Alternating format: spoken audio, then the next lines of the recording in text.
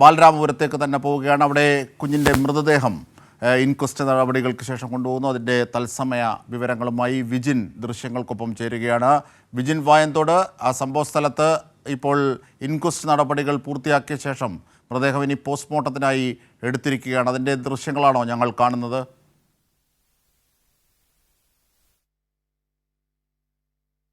ബാലരാമപുരത്ത് 2 വയസ്സുകാരിയായ കുഞ്ഞ് കിണറ്റിൽ മരിച്ച നിലയിൽ കണ്ടെത്തിയ സംഭവത്തിലാണ് ഇപ്പോൾ സംഭവ സ്ഥലത്തു നിന്നും വിജിൻ ചേരുന്നത്. വിജിൻ വായന്തോട്, ഇപ്പോൾ നമ്മൾ കാണുന്നത് ഇൻക്വസ്റ്റ് നടപടികൾ പൂർത്തിയാക്കിയ ശേഷം കുഞ്ഞിൻ്റെ മൃതദേഹം പോസ്റ്റ്മോർട്ടത്തിനായി കൊണ്ടുപോകുന്നതാണോ?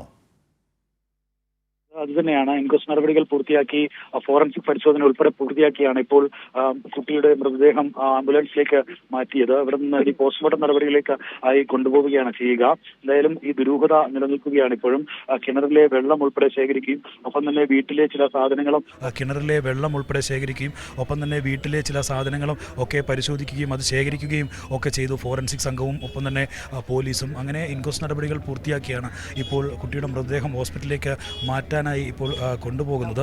എന്തായാലും ദുരൂഹത ഇപ്പോഴും നീങ്ങുന്നില്ല. നാട്ടുകാർ ഒക്കെ ഈ ഇങ്ങനെയൊരു മരണം സംഭവിച്ചതിൻ്റെ, ഒരു കൊലപാതകം നടന്നതിൻ്റെ വലിയ തരത്തിലുള്ള ആശങ്കയിലാണ് അവർ. അതിൻ്റെ ഒരു സങ്കടത്തിൽ തന്നെയാണ്. ഇത്രയും ചെറിയൊരു കുട്ടി, 2.5 വയസ്സ് മാത്രം പ്രായമുള്ളൊരു കുട്ടിയെ എന്തിനു കൊന്നു എന്നുള്ളതാണ് ഇനി ദുരൂഹമായി തന്നെ തുടരുന്നത്. വീട്ടിനകത്തേക്ക് മറ്റാരും എത്തിയിട്ടില്ല എന്ന കാര്യം ഉറപ്പിക്കുന്നുണ്ട്. അതുകൊണ്ട് തന്നെ ഈ വീട്ടിലെ അമ്മയോ അതുപോലെ തന്നെ അമ്മയുടെ സഹോദരനോ അമ്മയുടെ അമ്മയോ ഒക്കെ ആകാം ഈ കൊല നടത്തിയത്. അതിൽ ആരാണ് ഇത് ചെയ്തത് എന്നുള്ളതാണ് ഇനി പുറത്തു വരാനുള്ളത്.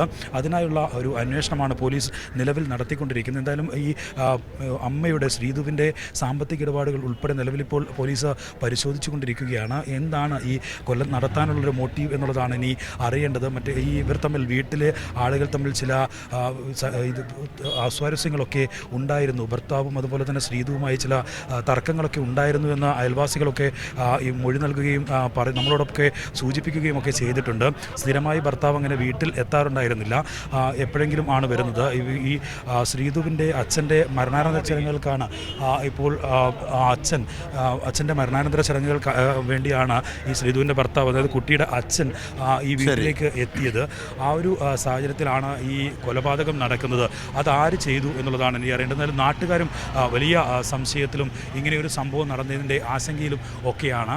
ഈ കുട്ടിയുടെ മൂത്ത സഹോദരി, അവൾ ഈ വീട്ടിനകത്ത് തൊട്ടടുത്ത ഒരു ശരി വിജിൻ വായന്തോടാണ് അവിടെ നിന്നും വിവരങ്ങൾ നൽകിയത്.